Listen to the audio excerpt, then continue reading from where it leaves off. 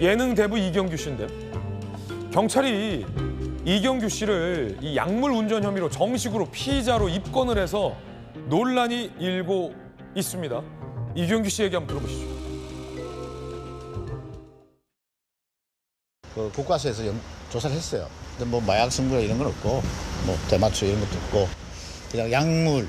평상시에 먹는 그런 약들이 그냥 그대로 나왔어요. 공황장애 약을 먹고 몸이 아팠을 때는 운전을 하면 안 된다는 것을 크게 제가 인지하지 못했어요. 먹고 있는 약들 중에서 그런 계통의 약이 있다면 몸이 좀 안 좋으면 운전을 조금 자제하는 것이 좋지 않을까 하는 말씀드리고 제 자신도 앞으로 주의하도록 하겠습니다. 들고 계셨던 키로 문이 열리고 그다음에 시동도 바로 아니 제 키로 연 게 아니고요. 네. 문이 열렸어요. 문이 열렸고 예, 그 안에 키가 있으니까 내 키를 들고 탔어요. 네. 시동을 걸려 시동이 걸렸어요.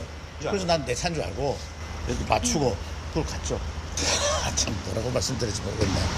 해프닝이라고 하기에는 좀 그렇고 이 안에도 비슷해요. 제가 운전을 잘 안 해요. 저는 매니저 차를 항상 타고 다니기 때문에. 경찰이 입건 전 내사를 벌였는데 국과수에서도 역시 동일한 약물 성분이 나오자 피의자 신분으로 입건을 한 겁니다. 이 조항이 좀 정익진 변호사님 법조계에서도 애매합니다. 그러니까 약물 등으로 정상적인 운전을 할 수 없을 우려가 있을 때는 처벌할 수 있다. 이 조항인데 이경규 씨가 그 위협 운전을 한 것도 아니고 비정상적인 운전을 한 것도 아니고 정상적인 운전을 했는데 그 공황장애 약물 성분이 나왔다는 이유만으로 입건이 돼서 지금 처벌을 받을 수도 있다. 이게 좀 애매해요. 일단은 자초지종 제가 한번 따져보니까 네. 무슨 일인가 봤더니 아마 이경규 씨가 발레를 맡겼던 것 같아요. 그런데 자기 차하고 동일한 차가 딱 있으니까 자기 차인 줄 알고 시동을 걸었는데 시동 걸렸다는 거 아니겠습니까? 그래서 운전을 딱 하고 있는데 진짜 차주인이거나 아니면 그 발레하는 그 사람이 저 차 훔쳐가는 거 아니냐 그런 의심을 했던 것 같아요. 그래가지고 이제 그런 부분들에 대한 의혹은 풀렸는데 그런데 운전이 약간 이상했을 수도 있을 것 같아요. 그러니까 뭐 음주는 아니었던 거고 왜 운전은 조금 이상하게 하지 해서 봤더니 이제 약에 취해가지고 약을 복용한 상태에서 운전한 것이 아닌가. 그래서 아마 조사를 한 것 같은데 아마 약물검 자신의 차량 남의 차량과 바깥 탔으니 네네. 운전이 이상해서가 아니라 차량을 어떻게 바깥 탈 수 있지? 라면서 이제 경찰관이 간이 약물 검사를 한 걸로 보여요. 여러 보도에 따르면. 그런데 제가 봤을 때는 뭐 그럴 수 있지 않습니까? 그다음에 내 차랑 똑같은 차가 뭐 예컨대 이경규 씨니까 뭐 돈 많으실 테니까 뭐 예컨대 벤츠다. 그런데 나랑 똑같은 차가 있길래 이 차가 내 차인 줄 알고 헷갈렸다. 이렇게 이해하면 경찰까지 오거나 그러진 않았을 것 같은데 운전이 약간 이상했을 수도 있겠다 그 생각은 들고요. 그런데 사고는 나지 않았어요. 근데 그 우리나라 도로교통법 있지 않습니까? 도로교통법 44조에는 네. 음주운전을 강하게 처벌하는 그런 규정들이 있고 그 다음 조항이 도로교통법 45조인데 어떻게 되어 있느냐? 피로한 상태에서도 운전하면 안 돼요. 과로도 안 되고 그다음에 이제 심각한 병이 있을 때도 운전하면 안 돼요. 그다음 세 번째가 뭐냐면 약물을 복용한 상태에서 운전을 하면 안 되는데 모든 약물 저 조금 전에 약 먹었거든요. 예. 뭐 3종 세트 먹었는데 그 정도는 상관이 없고 먹어서는 안 되는 약이 마약, 그다음에 대마초, 그다음에 향정신성 의약품, 그다음에 기타 행정안전부령으로 정하는 약물이 있는데 아마 이경규 씨가 복용한 약은 뭐 공황장애에 관련된 약이라고 하니까 그 행정안전부에서 정한 그 약에 포함이 되어 있었던 것 같아요.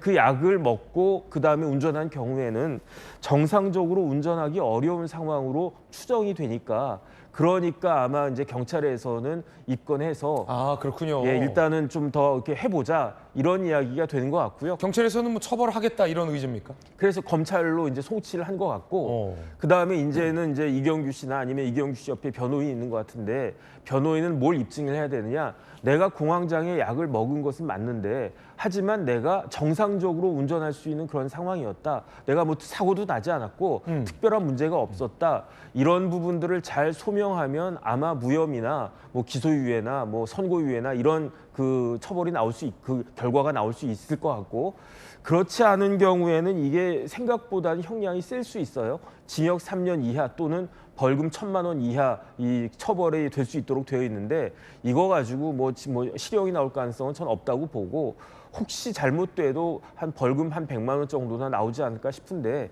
잘 소명하셔가지고 뭐 기소유예나 뭐 그런 정도 처분을 받는 게 어떨까 그런 생각 듭니다. 아 근데 좀 이해가 안 되는 게 네네. 이 약을 먹으면 안 된다. 그러니까 이경규 씨가 병원에서 처방받은 그 약을 먹으면 반드시 처벌하게 돼 있어요. 먹고 핸들 잡으면? 그거 아니죠.